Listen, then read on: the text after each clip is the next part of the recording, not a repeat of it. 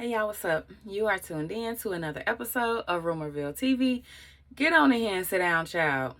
Act like you got some sense. All my church folk, grab your Bibles. See, I got on my little church dress. Grab your Bibles. Hold on to them real tight, cause we're going for a ride. A few months ago, Cora Coleman came to the world, and she said she was getting a divorce. She didn't give a reason. She didn't say, we're just not getting along. I hate him. She didn't say nothing. She just, we're getting a divorce. She didn't say we separated. She didn't say I'm going through some trouble in my marriage. We just getting a divorce. Them videos, them drink your water, mind your business videos, kept right on popping. No mention of the husband anymore. Until it came out that he was charged. This was May the 4th. Yes, May 4th, he was officially charged in Ellis County. Continuous sexual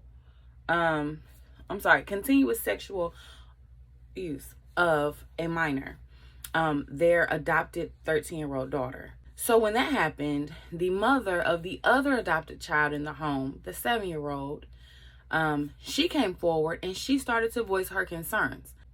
So let's get started. Let's get into it. She did an interview. She did an interview on larryreidlive. It was kind of dark, so you couldn't really see her face. But on her live videos, I'm gonna try to insert some clips here. Many of you may know that I had a son born on May 21st, 2014. When I had my child, I had got reacquainted with Cora Coleman, Bishop TDJ started. I've been knowing her since I was 12 or 13 years old. When I was pregnant with this particular child, I was going through a lot. I was homeless.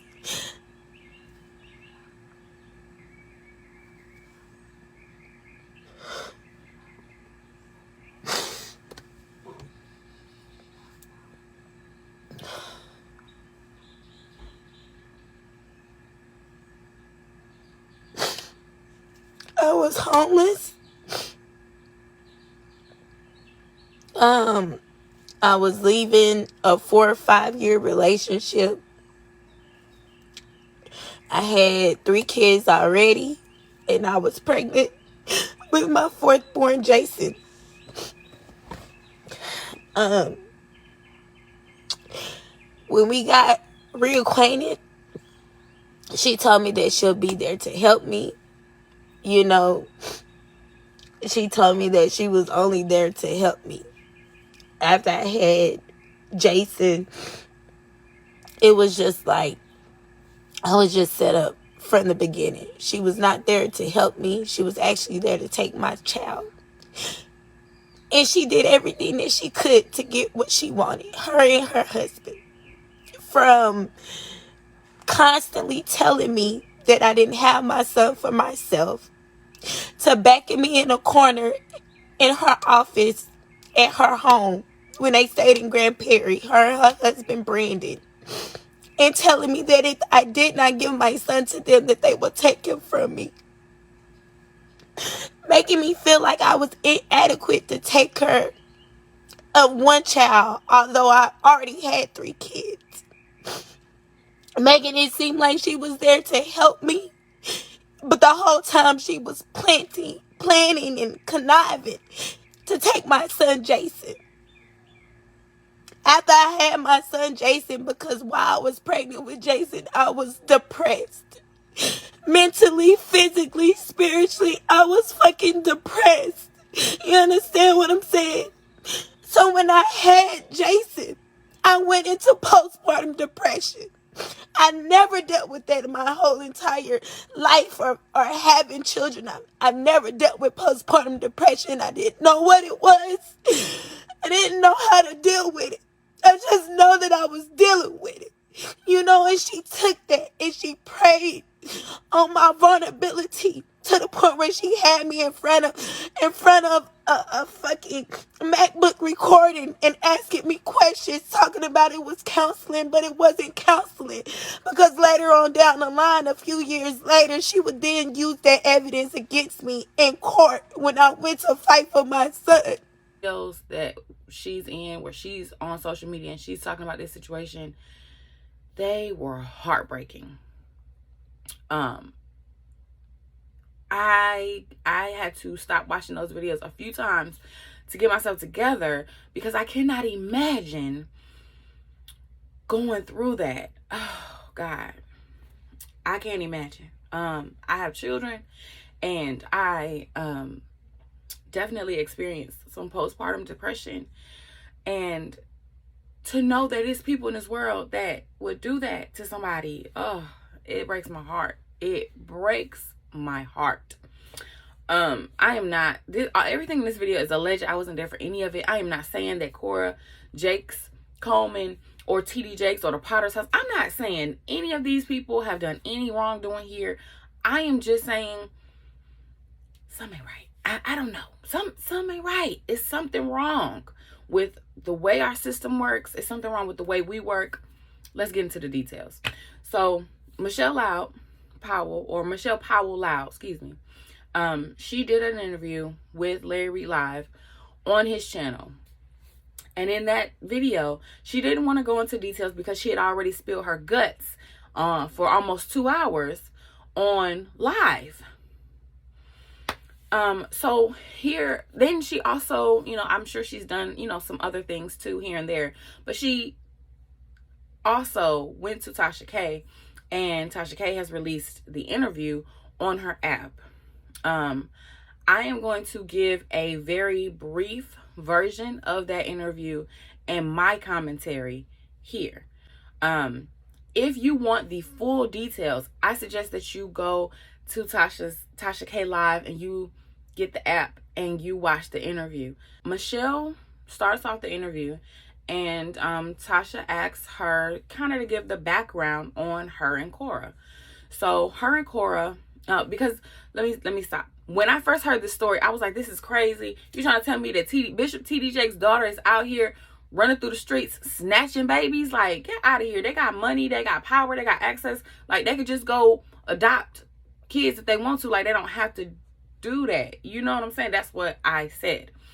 And so when I heard the story, I was like, not gonna lie. So here's the details for those of us like me who kind of was like, to that story. So Cora and Michelle met when they were young, before they were teenagers, 10, 12 years old. Michelle's mom moved from Fort Worth to Dallas, I believe.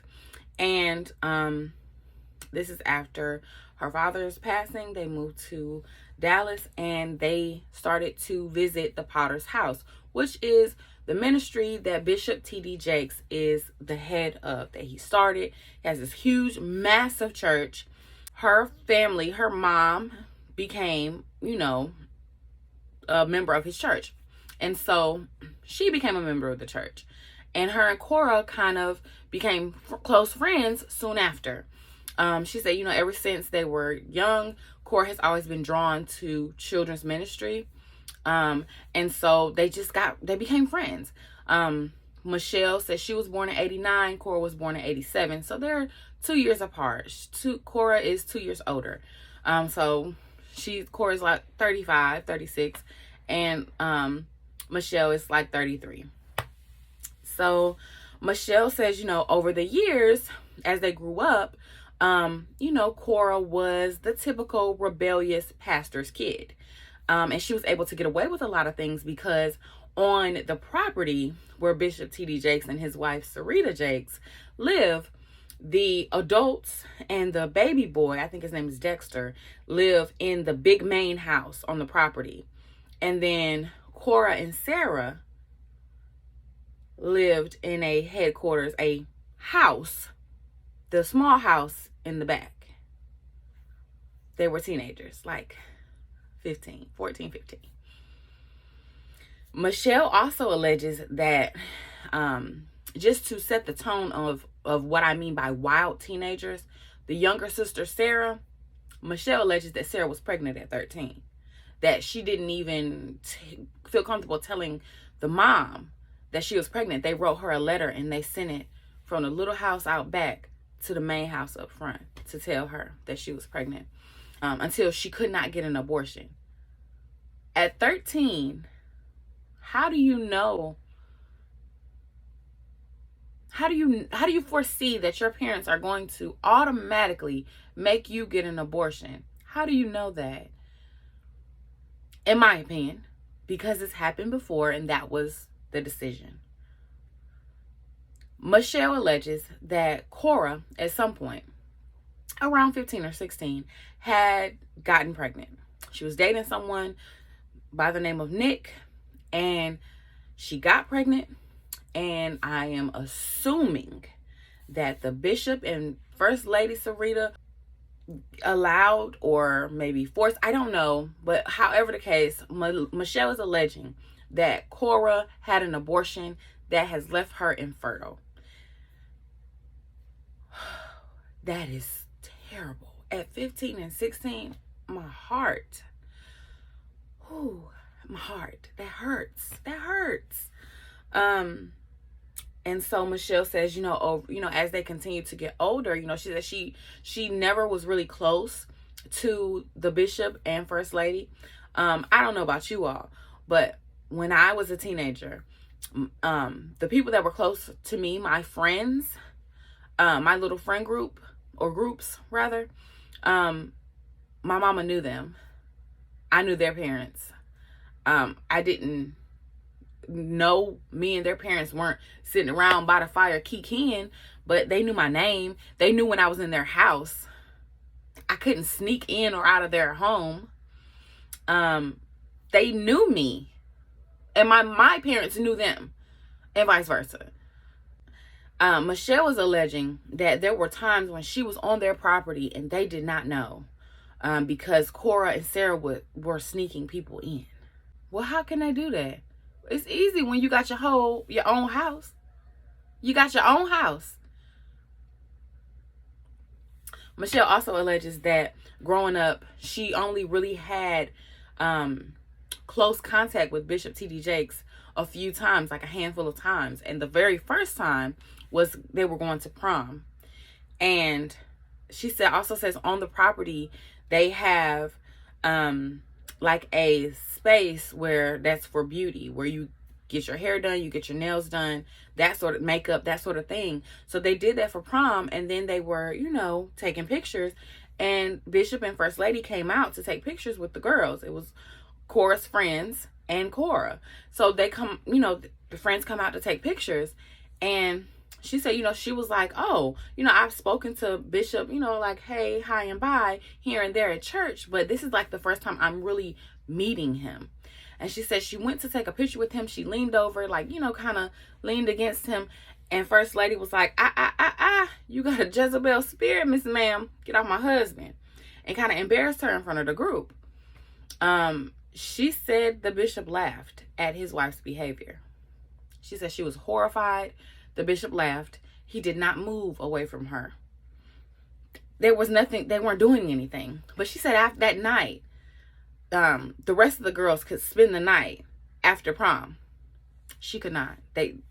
First Lady put her in a limo and sent her home. And the limo driver, who called himself consoling her, told her, you should write First Lady a letter and let her know how you feel. That's the best way to get her attention. What the hell is going on in the bishop's house? What the hell is going on? Anyway. So this is their backstory. So, Michelle said as they got older, she noticed a pattern. Cora would be doing things and out here doing stuff she had no business and living this life. And she would then blame it on her friends if she were to get caught or accused or approached by her parents about her behaviors or about things that's going on. She would blame her friends, like, oh, this is this is what Michelle has going on. Michelle was smoking. It wasn't me. Michelle was smoking, or something like that. And so she got tired of that. So she separated herself from her. So that's that. Now, Michelle, I'm not, a lot of times when people give interviews and they're accusing somebody of something, they try to play, look, just ignore if you see any lash glue, okay? Because, sis, I'm not a makeup artist. I'm not an MUA. I'm a writer. That's what I do. And a professional business minder. You see that? I mind my business, okay? Normally, when, you hear these stories where people are like, oh, this person did something to me. When you hear that, typically people like to lessen their involvement in wrongdoing. I didn't get that from Michelle. I didn't get her trying to say like, oh, I was perfect. It wasn't me. She said she was pregnant at 16, 17. She said she kind of grew up kind of sheltered. It was school, home, and that's it. She didn't really know about sex or about boys or about life. She wasn't prepared. So she said, she didn't even really realize that she was pregnant. She didn't know what was going on. She was 16, 17 with her first child. She didn't end up having her second child until she was 22. And then, by that time she got into a relationship, with her child's father, and they lasted for, a few years, 4 or 5 years. At the breaking point of their relationship, this is, now her and Cora are no longer friends. So you're not speaking daily or anything like that. They're not enemies, but they're not friends. They're not close anymore. So, she has a child. I think she has 2 kids at that point. She ends up having a 3rd child. And 10 months later, she is about to give birth to another child. And this is the child that is in question, that she is saying, that she's accusing Cora Jacobs Coleman of spiritually manipulating her and taking her baby while she was under duress. Her and her child's father and their family unit, they were all living together. Something happened. I don't know. Somebody lost their job. I don't know what happened. The relationship began to deteriorate, basically. He moved, they moved out of their home, their family home, and they moved in with his mom.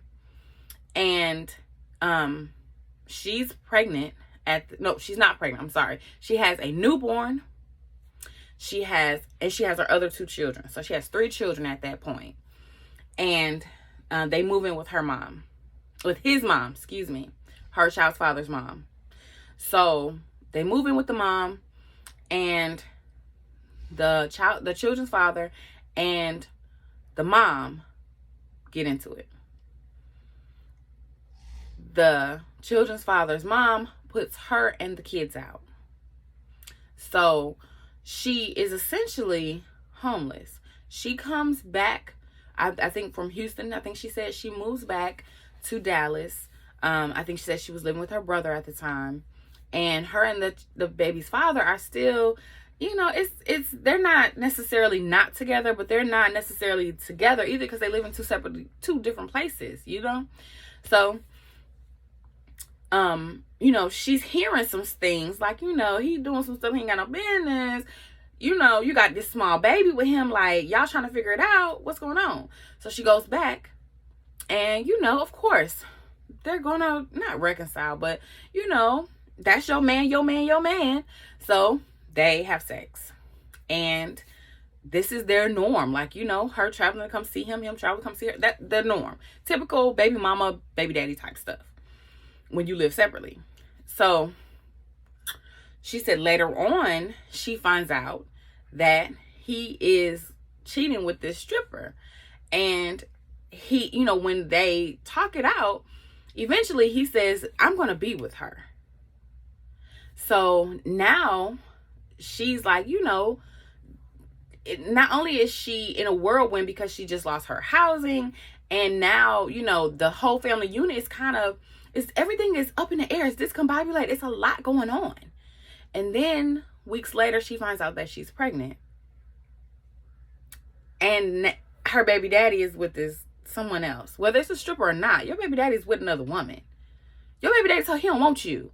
Now you're pregnant. Now your baby daddy like, I figure out who your baby daddy is. That's how y'all do. So she was depressed. She said, her entire pregnancy, she's depressed. And not just, she also has a small baby. Think about that. She also has a small baby. She's pregnant again. The child that she had before this child was 10 months old when her fourth baby was born. Her third baby was 10 months old when her fourth baby was born. Okay. So it's a lot. So she said she was depressed her whole pregnancy. She's homeless, bouncing from house to house, family member to family member with her kids. And she's depressed. Who wouldn't be? So, she's embarrassed because church folk, listen, y'all gonna eat me up in the comments. I don't care. But church folk, y'all be the worst sometimes. Like, instead of talking junk about her and whispering, "Ooh, child, look, she pregnant again." Instead of doing that, somebody should have reached out to her like, "Hey, I know you're going through something right now. Let me help you."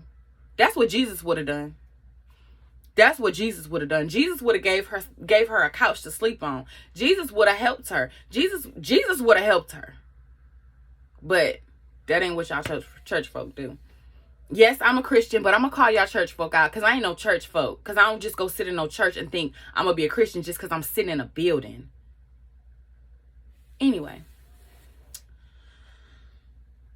So, she goes to Cora. And she sees Cora at church. And she's like, oh, a friend. And she's like, telling her business. Like, I got a lot going on. I just really need a friend. And Cora's like, anything that I can do to help you, I'll do. And that's just her saying that to Michelle is enough. So soon after, Michelle admits she did not have any prenatal care with this child, with this pregnancy. She also admits that she smoked weed with this pregnancy. She admits these things openly. And she also says that she admitted these things in court during the first trial. Now, mind you, she said there's been two, but during the first trial. All right, we're going to get to it. We're going to get into it because this a lot. We're going to get into it. May 21st, 2014. This is what Michelle was saying. She goes into labor. She calls her baby daddy, tells him she's in labor. He don't want no parts. He ain't getting off work to come watch this baby be born because he don't even know if this baby his, because technically they weren't really together. So he ain't with it. Ain't shit nigga. So he not coming. Her mom can't go to the hospital with her because who's gonna watch the other kids? She doesn't have any other really friends and family like that. So she calls Cora. Cora says, I'm coming. I'm gonna be there. Cora meets her at the hospital. They, meets her at the hospital. Cora is there when she gives birth to her son Jason, who she names after her deceased brother. Cora cuts Jason's umbilical cord. Michelle admits that after she had him, she was still depressed, severely depressed. She said she would breastfeed him and put him down. And Cora would be right there, changing diapers, helping her with him, and picking him right back up. And she said, looking back, she didn't see that Cora was there like to prey on her. She felt like she was being a friend, that she was genuine. So, that's just what it was. She said while she was there, she remembers Cora telling the nurse, one of the nurses, like, I think she's suffering from postpartum depression. Now, this is where I have a problem, because I thought in my state where I live, if they make you watch this whole video before you can even leave the hospital about, I think it's called Purple Crying or something like that, but it's about postpartum depression and like things that you can do to help you and what it's about. And I think Can't speak for sure, but I think in my state, if they see symptoms of postpartum depression with you, like they send a nurse to come to your house, to call you, to check on you. I don't know if the nurse smelt weed on her or if the nurse overheard a conversation between her and Cora. I don't know. But that particular nurse basically suggested that they do a swab of the meconium from the baby. Or maybe they do that normally. I don't know. But either way, it came back that the child had marijuana or THC in the meconium. And several months later, like 6 months later, or I'm sorry, a month later, because the boy was born in May. So then a few weeks later, they let him go home with her and everything. She did a car test. This is what she said.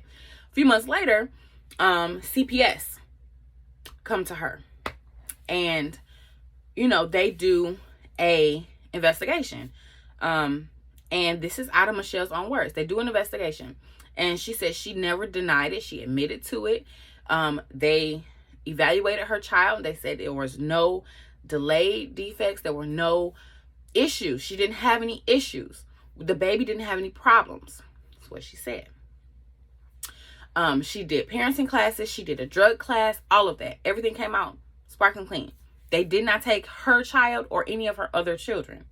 She said she named Cora Jason's godmother because she's stepping in, she's helping. So, because Michelle said she was going through some stuff, basically, she, said that she would help her. So Jason was going from Cora's house to being with Michelle at her mom's for several months, back and forth, because Michelle is now working. And she also has 3 other children, and she's trying to provide for them and trying to get on her feet, still struggling with postpartum depression. Now, see, you as the church, I'm not saying that the church is supposed to have all the answers, but you addressed it. You called it, Cora. You said you thought she had postpartum depression. Why didn't nobody get her a therapist? You're going to help her and do everything that you can. Why didn't y'all get her a therapist? Why was the answer what it was? Moving on. So Michelle says, several months later, basically, Cora invited her to move in. So she moves in with Cora's husband, Cora's adoptive child, the girl who she says is Mexican. She said they adopted her at 4 years old. Nobody knows where this child came from. This is what Michelle was saying. Allegedly, Michelle alleges that no one knows where this child came from. They just adopted her. And now, Michelle and her children move in to Cora's house. And Michelle says while she was there, I'm assuming that Michelle probably was receiving food stamps from the state. I'm assuming. Michelle is alleging that she provided food for everyone in the home to eat. That she was the live-in maid, basically, and nanny. She cooked, she cleaned, and she took the little girl back and forth to school, along with caring for her other children, Jason included. They lived with Cora. Okay? And so she said, before she moved in, Cora would make these statements like, Jason can't keep going back and forth. It's not stable. Like, look around. I have a stable environment for you. So it gave her relief. Like, my son is we're going to be well cared for, while he's in your care. Like, that's one less thing I have to worry about. One less child I have to worry about. Like, thank you so much for helping me with my child. Not I'm giving him to you, but thank you so much for helping me with my son. So, Michelle says time is passing. She lived there for like 7-8 months. And at some point, Cora calls her and says, hey, we want to take Jason out of town. So I need you to sign this paperwork saying that you give me permission to take him out of town. So Michelle trusts her friend and signs it. Like, this is amazing. You're taking him somewhere that I can't afford to take him. Like, I want my child to experience, as much as he can. Like, sure, you can take him. Take him with you. Here, signs the paper. The paperwork that she signs unknowingly is a legal guardianship paper, and it's giving Cora and her husband legal guardianship of her son. Now, this is after she's moved out of the home. Now, it was already notarized when she got it. All she had to do was sign it. Baby, that's illegal. That's what it is. It's illegal. So, this is what happens. So Michelle says while she's living with Cora, she is running across things that are raising alarm in her. She finds a folder with receipts of what she is saying, everything that Cora ever purchased for Jason. And then she sees, she's using Cora's laptop. She sees in the notepad that Cora is keeping a log of every time Michelle comes to the house. And every time that she says she's going to come to the house, but doesn't. And things were making her uncomfortable. She said Cora put her out. And, that's what happened. Now, I don't know what happened in the medium. I can't tell you when Michelle left, did she leave and go get, immediately move into her own place? I don't know. What I do know, Michelle said, is that the first trial was ruled a mistrial. And it was ruled a mistrial. But in that case, like in the discovery, she had every receipt of her buying things for Jason. She had, the log of Michelle not coming sometimes or coming. She also tried to use a video. Like, she also used the marijuana CPS thing. She also used that in that court case to use against Michelle. But when it was happening, she was fighting with Michelle. Like, fighting CPS with Michelle. She was helping her combat CPS. But now she's using it like, oh, well, you smoke weed. But Michelle alleges that Cora and Brandon was smoking weed. And with her, she was going to get the weed for them. They was all smoking weed together. She said they blow it down. That's what she said. I ain't say that. She said that. She said the bishop daughter, she smoked by the pound. That's what she said. Take it above. Anyway, so the first case, Michelle was alleging that, I'm sorry. Let me back up a little bit. So the duress, she said that, before she actually moved in with Cora had a minister by the name of Galena come in and do a exorcism of some sort. And the evangelist, or whomever this woman is, told her that she saw that she didn't have Jason for her. She had Jason for Cora and Brandon. And she saw Brandon sitting on a throne with that little boy on his lap. And he was laughing and having a good time.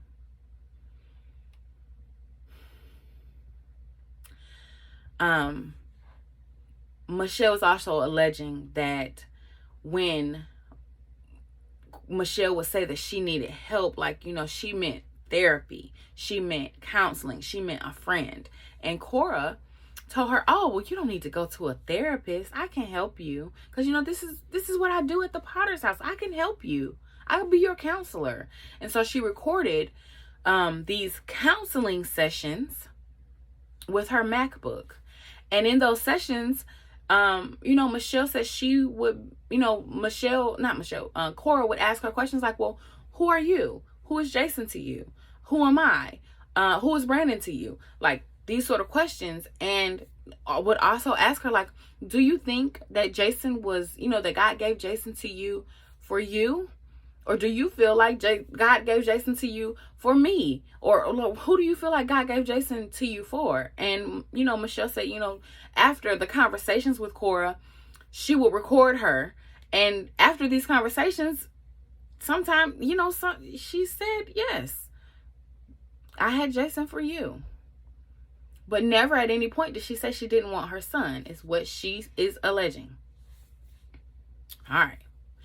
So this is the duress that we're talking about. This spiritual manipulation that we're talking about. Because you have the bishop's daughter telling you, well, God gave you Jason for me.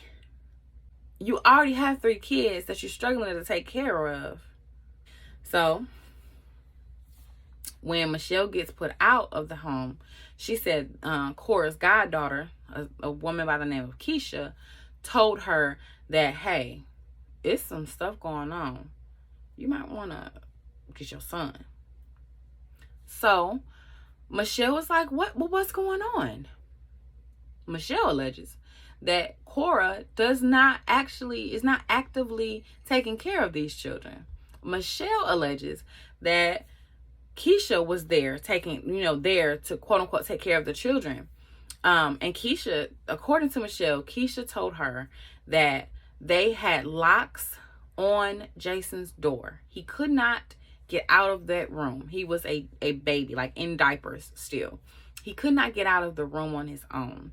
Someone would have to let him out.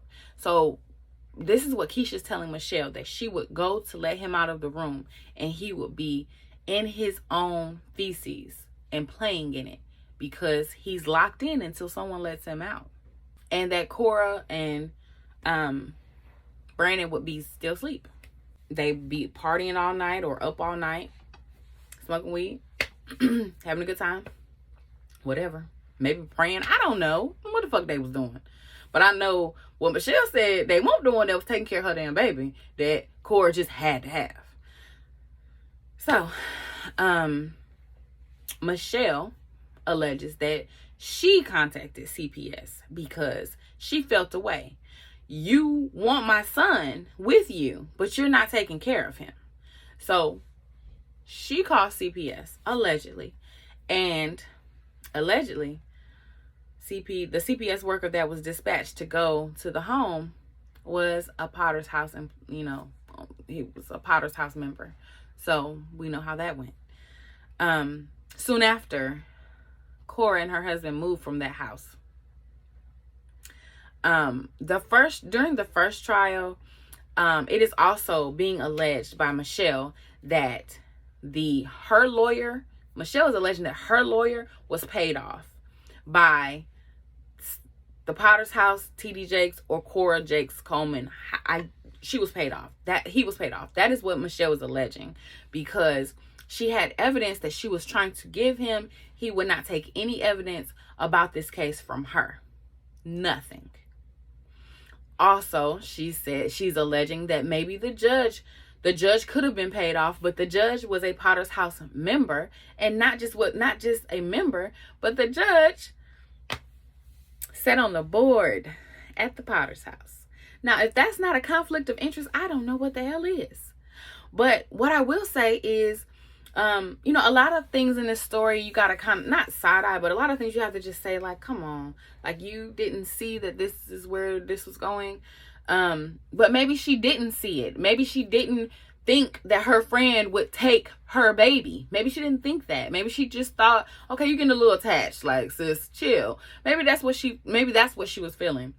But for me, the part about the legal part is very much believable, because I would never, Texas, I love y'all, but I would never live in Texas, ever. Not just because it's a Republican state and y'all wild, but because there have been several court cases that have happened in the state of Texas that give you reason to side-eye the hell out of them. Steve Harvey and his first wife, Deion Sanders. All I'm going to say.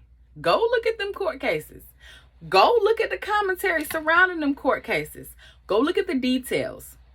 And it's surprising that those cases were filed in Texas, where none of the participants who filed those cases actually live. They're not residents of that state. Yeah. So it's the legal aspect of it is very serious, and it's believable because the court justice do not be getting served in Texas. That's all I'm gonna say. Look at the soldiers that are having issues at Fort Hood, like or Fort, I think it's Fort Hood.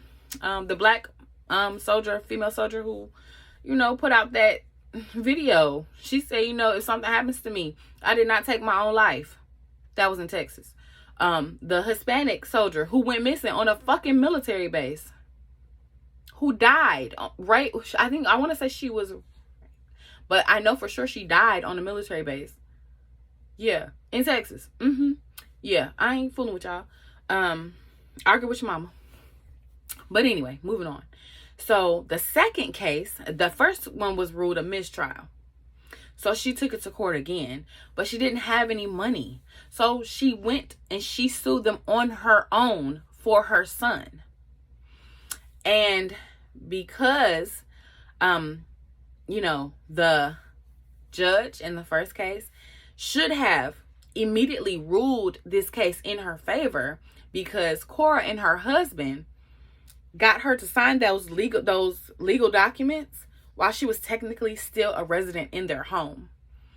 And the law says you can't do that. You have to wait 6 months or more. And they didn't. So that evidence was presented in court and the judge overlooked it. So she goes to court again, and she goes, on her own, because she doesn't have the money to fight against the Potter's house.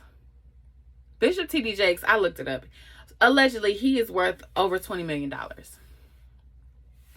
That's a lot to somebody who don't even have $1 million, $500,000. That's a lot. Michelle is a hairstylist.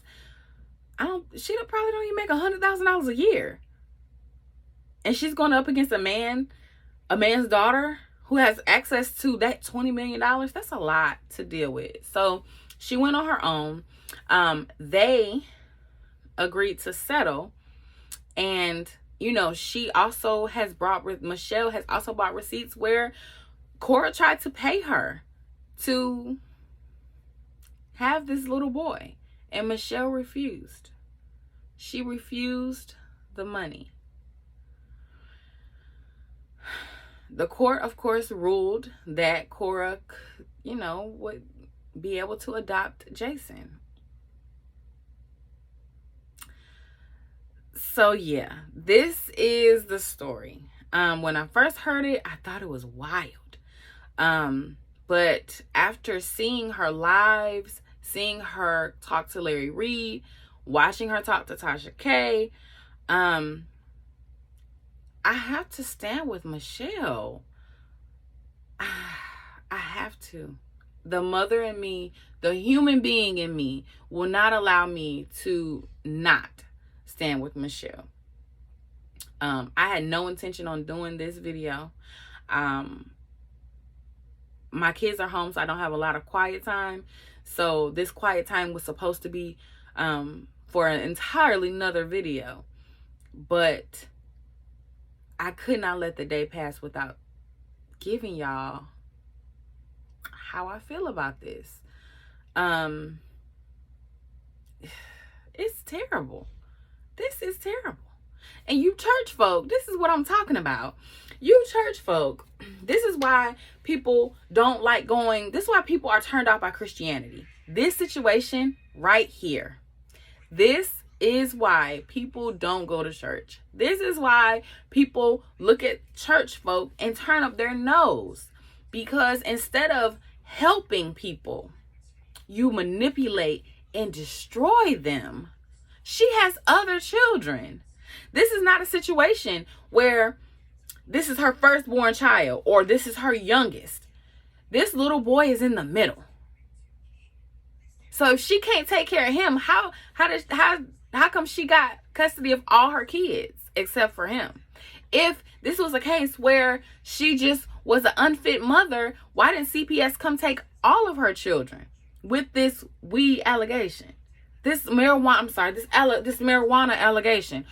Why didn't CPS take her children? If what she's saying is not true, why hasn't CPS taken her children at this point? Because she had a whole nother child after Jason. Do you know how many children are in foster care? How many children are waiting to be adopted right now? Why didn't you go get any of those children? Why? And for those of you saying, well, maybe God told her to take him. If that was the case, God does things in order and in due process. If that was the case, why this ain't in order? This woman wants her son back and has been saying she wanted her son since 2014. So why is this an issue? This story breaks my heart because being a Christian, you should bring people to God. That's what being a Christian should mean. That people see your light and they want it.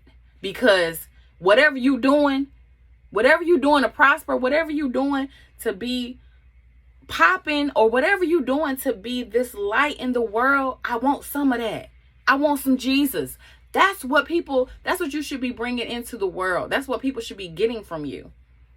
But if what you do or who you are turns people away from God, that is a problem. Especially when you're a fucking Christian. Even more so as the bishop's daughter. What is going on in the Potter's house? That's all I'm asking. What is going on?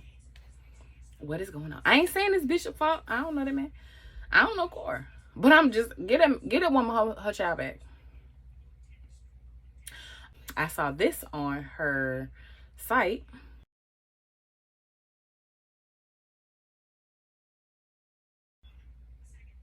She already said she a single mama, baby.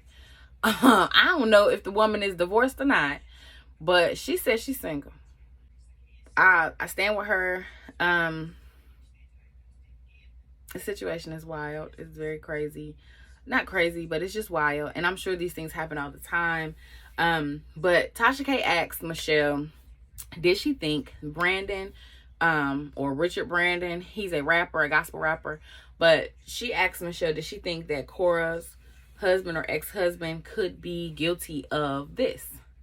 What they're accusing him of.